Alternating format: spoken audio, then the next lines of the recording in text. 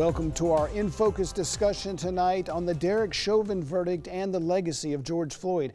As we said earlier, Derek Chauvin, the former Minneapolis police officer who was charged with killing Mr. Floyd, was found guilty on all 3 charges against him this afternoon. We have a lot to talk about tonight on this historic event, so let's get right to it. Joining us now in studio is Jakari Kelly, a Black Lives Matter activist, and joining us via Zoom is Janetta Williams, president of the NAACP Salt Lake chapter, and LaShawn Williams, an assistant professor of social work at Utah Valley University. Ladies, thank you so much for coming on the show tonight without much advance notice. I want to start with you, Jakari, since you're here with us in studio, getting your thoughts and feelings on today's verdict. I feel like I can actually breathe. I haven't been able to breathe in the past year. I've been fighting for this cause for so long, and finally we are starting to see progress. It's one step, but it's definitely a joyful feeling that we're able to just sigh and take a deep breath for George Floyd, because he was not able to do that. It's interesting that you use the analogy of being able to breathe when his last words were, "I can't breathe. Please, officer, I can't breathe." Janetta, what are your thoughts on this historic occasion this evening? I think that, when I look at all of the things from years and years back, all the way back when we're looking at Rodney King, for instance, and then what happened with that court case, and then bringing up to present today to find a guilty. I thought that the prosecutors did an excellent job in all of their witnesses, that they had their expert witness folks to bring a guilty verdict. Because when you look and you saw the whole trial and the presentations that were made, there was no other choice but to come back a guilty verdict. But we know how some of these jurors do, and so we did, want to make sure that regardless of guilty or not guilty, that we were asking for the community to have calm. And so it's a great day for civil rights. Yeah, the prosecution doing a stellar and a very thorough job, presenting 38 witnesses throughout the course of the trial, while the defense only presented 7 witnesses, I believe. Professor Williams, what are your thoughts? What are your feelings this evening now that Officer Chauvin has been found guilty on all 3 charges? I think that it's a step towards accountability, which is what we needed. I think it's a step towards showing how corrupt and sick this system actually is, and why it needs to be definitely reformed, if not overhauled. It's a sick and rotting system that allows you to kill someone on camera and then still have to go to trial with close to 40 witnesses just to make sure you can be convicted of what you were videoed doing in person. So it is a victory. It is a cause for appreciation. It's a cause for celebration. As we have been saying, Black Lives Matter since we got here in 1619, this fight is far from over. It's interesting you mentioned the video, because that was obviously a key part of this case from the very beginning. Each of you, if you could just briefly answer, how do you think this may have turned out if there had not been those eyewitnesses and that 17-year-old filming on that cell phone that day? I can take that first, I guess. What I could see from the videos, because when I go back and talk about Rodney King, that was video at that time. But for this video, and then for Mr. Floyd keep saying, "I can't breathe," made a huge difference. And then all of the witnesses that was there. So it wasn't just one witness, but there was a number of witnesses that the prosecutors brought forth. And if we're not for this video, I think it might have been he say, she say, and it would have been at the same outcome that we've seen today. Jakari, your thoughts about the presence of that video and that emotional impact it had to everyone who saw it around the world and those 12 jurors? I think the biggest impact from that video is when George Floyd yelled out for his mother, because he knew he was going to die. When I was watching the video live, I was like, was his mom there? And my mother told me, no, his mom is gone. So for me to see a Black man on the pavement, face down, dying, yelling out for his mother, that's the part of the video the United States needs to see, the world needs to see, because we've been saying this. we've been getting videotaped. And just to know that people actually have feelings now and can do something about it, it's more than anybody can imagine. And the victory that we had today, it just puts all that work where it needs to be, in the spotlight that it needs to be in, because we, like Deshaun said, we do have to overhaul this system. This system is not working. And I want to get your thoughts, Professor Williams, on the video. Certainly emotional to see any adult man in his 40s revert back to a childlike state as he struggled for breath. I think seeing the video is it's another conversation, another conversational layer about witnesses to trauma.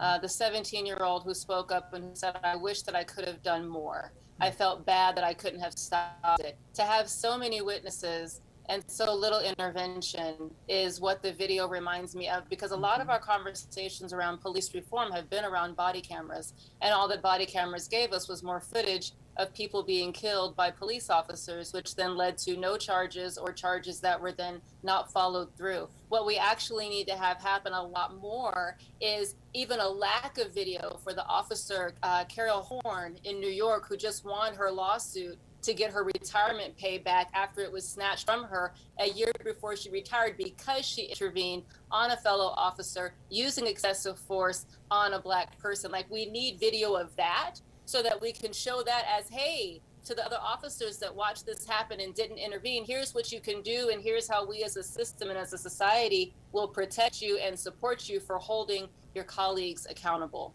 You've got people that are witnessing this and being traumatized by this because they could not do something as an individual. And when a lot of individuals come together, we can do a lot, but we have to change the systems that allow police brutality to happen, so that we're not only trying to work to hold people accountable for being brutal. On that thought, we'll take a short break, but stay right there. We have a lot more to get to as we continue with tonight's In Focus.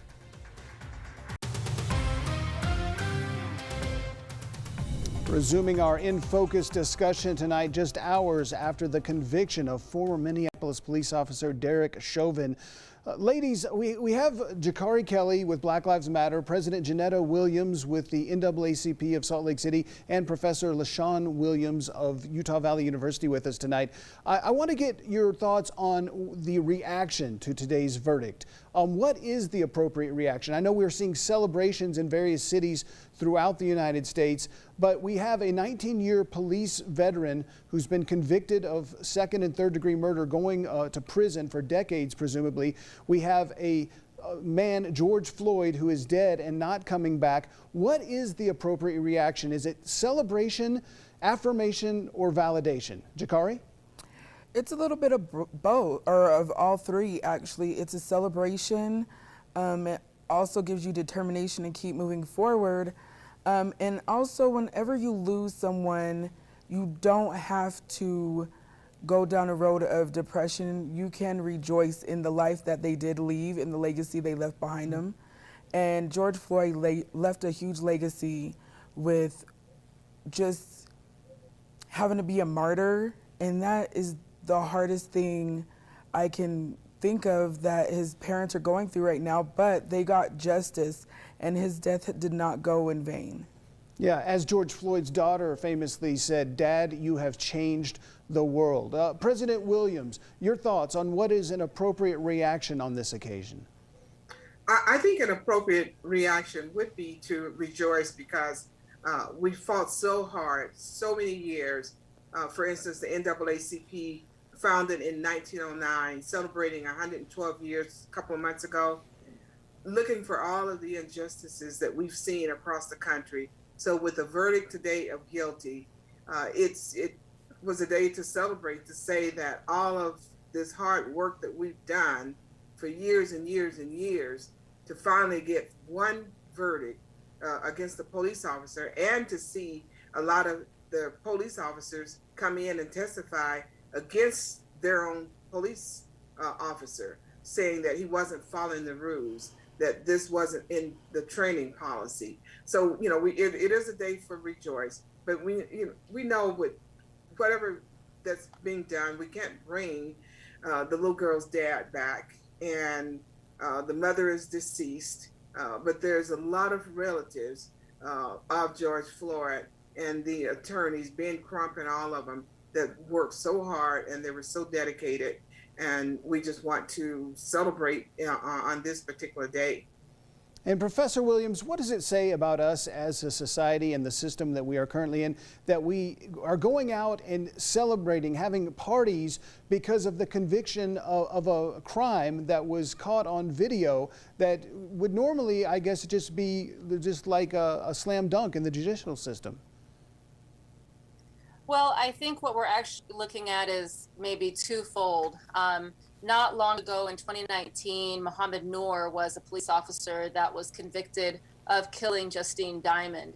And what we're looking at potentially is building from that case of justice against him as a Black police officer who killed a white unarmed person. That is what now stands in Minneapolis courts that has helped convict Derek Chauvin. And so what you have so far as people's reactions are valid because there's going to be a continuum of reactions. The question that comes to me as a social worker and as a licensed clinician is who is going to be who's going to be held accountable for the reactions that are showing up, because our community is going to be able to celebrate what justice looks like in this instance without having to worry about the backlash that comes from rage, anger, guilt, and shame in communities that may have seen themselves represented in someone like Derek Chauvin. So while there might be celebration, it's going to feel a little bit limited because it's tempered, not knowing what will happen. Minneapolis has been a site for a number of high-profile police brutality issues and resulting protests.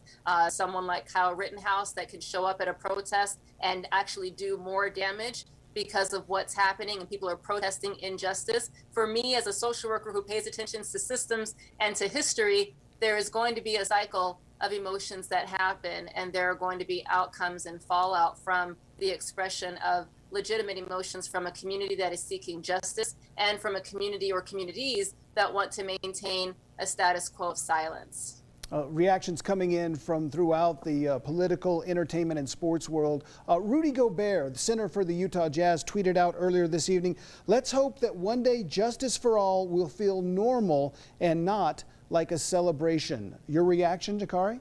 That's facts. We want to be justice for all. I have a son, and I have my own Black Lives Matter chapter in Ogden, where we teach our kids that they deserve justice, that their American right is justice and equality, and that they will get it, and they have to work for it. And that's not fair. That's not the American way. But hey, we have to do what we have to do in order to be treated as equal here in this country. And that's what we have to continue to focus on, what the problems were and what we can do to solve them, versus always dwelling on people's past and trying to vilify them to make someone else feel better when that's not how it should be. Certainly a landmark moment in race relations and judicial fairness in our nation. I want to talk about the legacy of George Floyd and how this changes things going forward. We'll do that after a short break.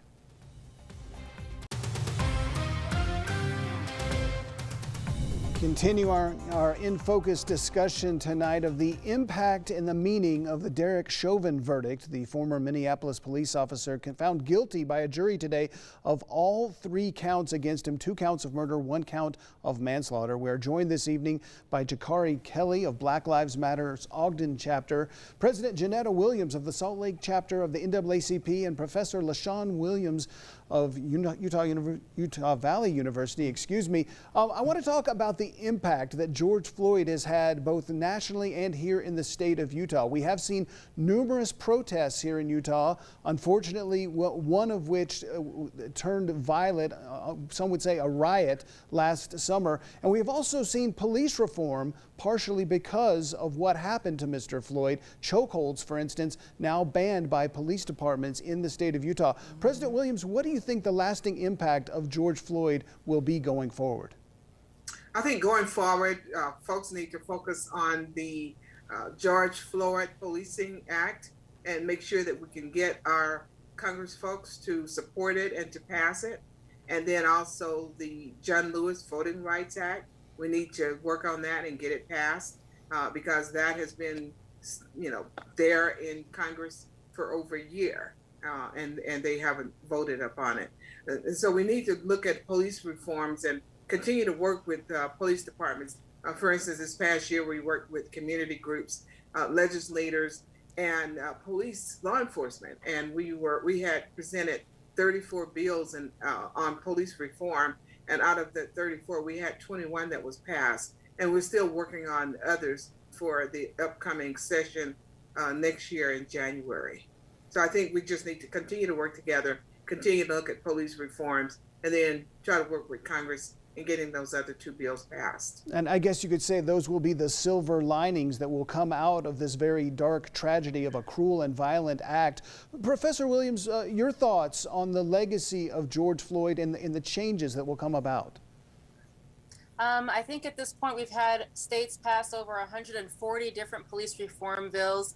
I think what's really important for us to understand is that a lot of our police reform bills are about intervening when harm and brutality happens. A lot of our conversation around police reform or even abolishment is about building into the law enforcement oath of honor the prevention of such acts. Like the National Association of Chiefs of Police puts the law enforcement oath of honor to say, on my honor, I will never betray my integrity, my character, or the public trust. I will always have the courage to hold myself and others accountable for our actions. I will always maintain the highest ethical standards and uphold the values of my community and the agency I serve. There is work that we can and should do together to navigate a pathway forward to restore the public trust and restore the integrity to the profession of law enforcement, that it keeps getting chipped away when these high-profile police brutality cases continue to happen despite the 140 bills that have been passed to try and intervene.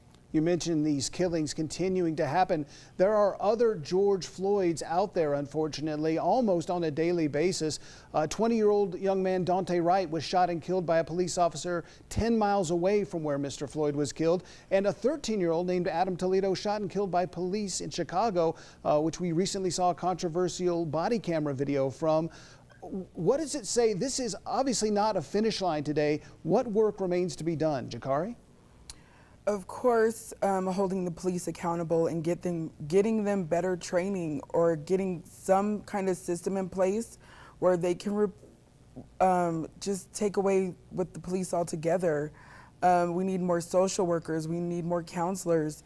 We need more public servants versus police officers with guns. We need highly trained law enforcement like SWAT teams to be able to counteract when there are violent criminals out there that are precise and quick and won't shoot people 150 times or, shoot them just because they got nervous and it's dark outside. We need to focus on building up our communities. My chapter is very into dig into the community and see what those needs are. It's about educating them and helping them start businesses and helping kids feel comfortable in their own skin, especially Black kids in Utah, where we're only 1.7% of the population. We need to really focus on everything as a whole and not just police reform, even though that's what we're here for today. And it's a big step, especially with George Floyd. And when George Floyd first happened, they had an 8-count wait campaign that the NAACP in Ogden presented to our police chief out there, and he was not happy about it. So at the end of the day, good thing we have good people in politics that made that mandatory that they cannot use neck or chokeholds at all in the state of Utah. And President Williams, how are you going to move forward from today's verdicts? How are you going to build on this through the NAACP of Salt Lake? The reason, what we're going to do, when I mentioned that we had 34 police reform bills this year during the 2021 legislative session, that was just only for Utah, and that 21 was passed. One of the ones that we did not get passed was the duty to intervene. But the police chiefs are also working already in their departments to have that part of their policy, the duty to intervene. And so that's going to be brought back up again next year. And the NAACP will continue to work with law enforcement to get some of the bills, for instance, the no knock bill, because of Breonna Taylor. We're going to be working with law enforcement to try to get some of those bills passed, work with legislators and community folks to try to get some of that language changed so it does become law for the state of Utah. Professor Williams, President Williams, Ms. Kelly, thank you so much for being here, your insight and your opinions on this very important discussion tonight. I really appreciate you joining us this evening. Thank you. Thank you. Thank you so much.